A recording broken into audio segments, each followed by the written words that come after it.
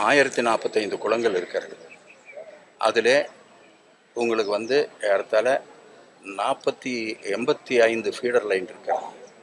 அந்த feeder line போடப்பட்டதில் நான் எந்த குறையும் சொல்ல விரும்பவில்லை. ஆனால் சில பிரச்சனைகள் அதில் இருக்கிறது, டெக்னிக்கல் பிரச்சனைகள். அது அமைக்கும் பொழுதே அதை கண்காணித்து ஒழுங்கு செய்திருக்க வேண்டும்.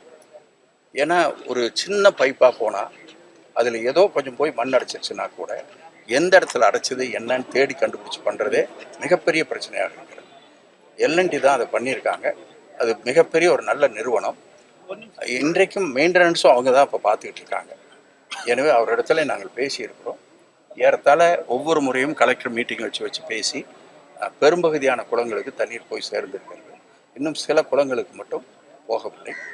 அது ஒரு நல்ல நோக்கத்தோடு செய்யப்பட்ட திட்டமாக இருந்தாலும் இன்னும் கொஞ்சம் தெளிவான ஒரு டெக்னிக்கல் இதெல்லாம் பண்ணியிருக்கோங்கிறது எங்களுடைய கருத்து.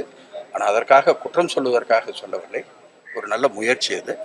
எனவே அந்த பிரச்சனைகள் என்னென்ன இருக்கிறது என்பதை நாங்கள் நேரடியாக, நான் மாவட்ட ஆட்சித்தலைவர் மற்ற அதிகாரிகள் அத்தனை பேரும் நேரடியாக போய் பார்த்து அதில் என்ன சின்ன சின்ன மாற்றங்கள் செய்தால் சரியாக இருக்கும் என்று அவங்க பொறியாளர்களோடு கலந்து ஆலோசித்தோம். அவர் சொல்லியிருக்கிறார்கள். அதையெல்லாம் இப்பொழுது செய்து கொண்டிருக்கிறார்கள். எனவே தண்ணீரை கொண்டு போய் சேர்ப்பதற்கான நடவடிக்கை எடுக்கப்பட்டிருக்கிறது.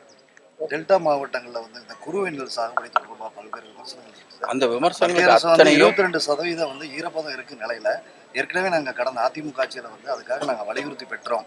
இப்போ அது செய்யலைங்கிற குற்றச்சாட்டு எதிர்க்கட்சி சொல்லி அவர் எதை வேணாலும் சொல்லிட்டு இருப்பாரு. அவர் என்ன சொல்லுவார்? அவர் இதைத்தான் சொல்ல முடியும். வேற ஏதாவது சொல்லுவார்னு எதிர்பார்க்க முடியுமா?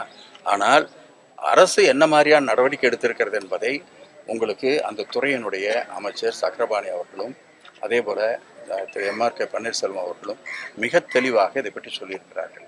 அது மட்டுமல்ல, அந்த பகுதியை சார்ந்த விவசாயிகள் எங்களுக்கு எப்படியெல்லாம் இருக்கிறது, என்ன வசதிகள் கிடைத்திருக்கிறது அப்படிங்கிறதையும் சொல்லியிருக்காங்க.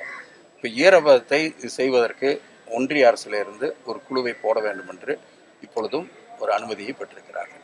இந்த மாதிரி எல்லா நடவடிக்கையும் எடுத்துக்கிட்டு இருக்காங்க.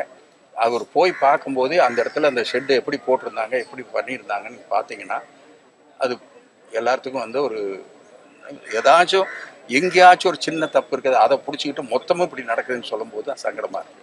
பிளே ஸ்டோர் மற்றும் ஆப் ஸ்டோரில் இருந்து பாலிமர் செயலியை QR கோடு மூலம் பதிவிறக்கம் செய்யுங்கள். செய்திகளை உடனுக்குடன் பெறுங்கள்.